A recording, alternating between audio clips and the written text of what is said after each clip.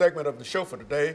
We're talking to Dr. E. Kelly Sanford from Tennessee State University, and the topic is the impact of systemic racism and inequality in America. And so, Doctor, let's pick up where we left off and use the last few minutes that we have of this show to sort of expand and to educate our audience in reference to some of the issues that we're dealing with here. Okay. Yes, and you brought up in the last segment that whole notion of memory, and I think that memory is very much defined in the systemic aspect. It's so ingrained in the very fabric or culture in which we live in. Not only for African Americans and other people of color, but for women as well. That ceiling still hasn't been broken. But I also want to try to share some invisible aspects of that systemic or in that memory. In many instances, and we may not ever think about it, but there are so many institutions that are still present within our society because of the history has left people out. And if we would do a cursory look, and I challenge people to go in and Google and kind of pull up different orchestras throughout the United States and take a glimpse at the pictures there and see if you see an African-American string players within those orchestras. And if you did that, you would probably end up saying, well, maybe I saw one or two, but that would be it. And you would think about looking at slavery, if you think about Roots and Fiddler in the Roots, that you knew people could then indeed play. But there was something ingrained in the society that indicated that people, even if they had an interest in wanting to play a string instrument, by law they could not. And even if they got well enough to play, there was something systemic in the institution of fairness that was inequality that said you could not be a part of the orchestra. And there are plenty of people, if you look at the literature, but one person by the name of Eddie South, whether people are familiar with this person, Heifetz was considered one of the greatest violinists in the country, and he went to New Orleans because he heard about this person that he had to perform that night by the name of Eddie South.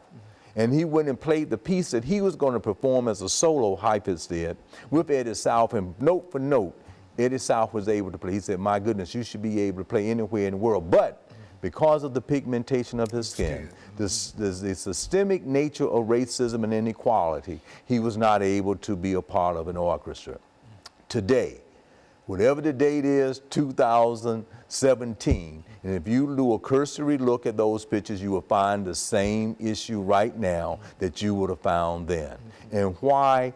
Primarily because it was not a part of the culture to be fair, to allow people to explore, to allow people to have interest. It took that from people, just whatever is human natural, human nature to be able to do that. Because we know of the great Duke Ellington and Count Basie and John Coltrane and everyone else who could flourish could. So there's nothing different in that instrument than another one. But there was something in the very fabric that prevented that. So when we think about all we've been talking about today, systemic racism and the impact of inequality, there's still a need for people to recognize that that occurred so that you would have something quite similar to an affirmative action plan that would say, let's seek out, let's look for people who have the qualifications, that have the fortitude, and you might have to do something a little different to then bring those people in to these symphonies. Finally, Dr. Sanford, would you say that the efforts to create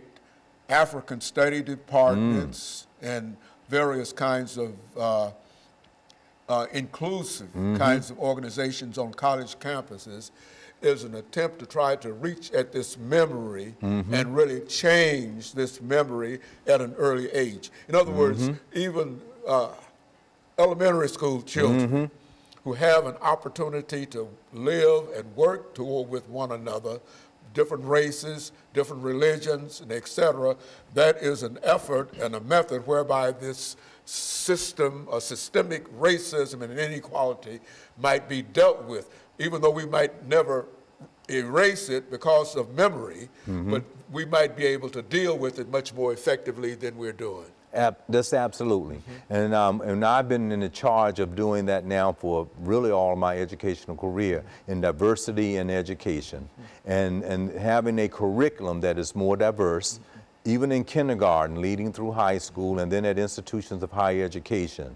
And as a person that was a former director of Africana Studies in all places at the University of Montana, I would have a class that had 280 to 310, and the vast majority were European American. It is very important to be able to talk about the true history in its context. And what that does, it eradicates to a certain degree the nature of prejudice. It reduces the fear that people might have. It increases the knowledge, and as you become more familiar, Dr. Gordon Allport would say, with a particular group, then you become more comfortable with allowing you to be open and fair to that group.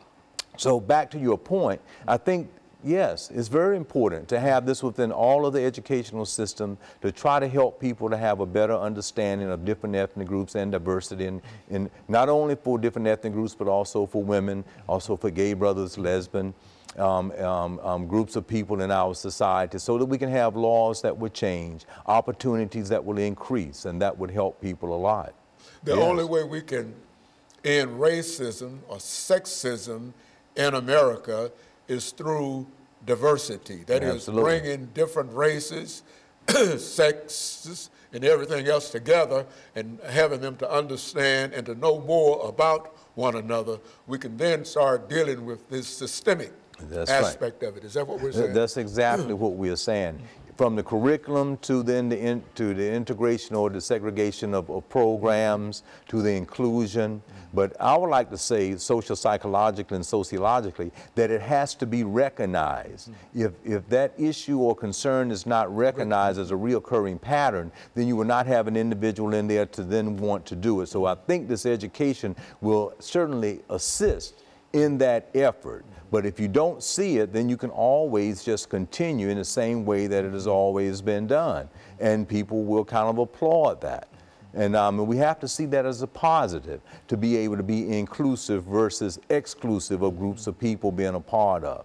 And I'm hoping that, but I've become a little discouraged that we have taken steps back more so than usual with this new election that is coming up, and that it just seemed like it's a step backwards versus a forward.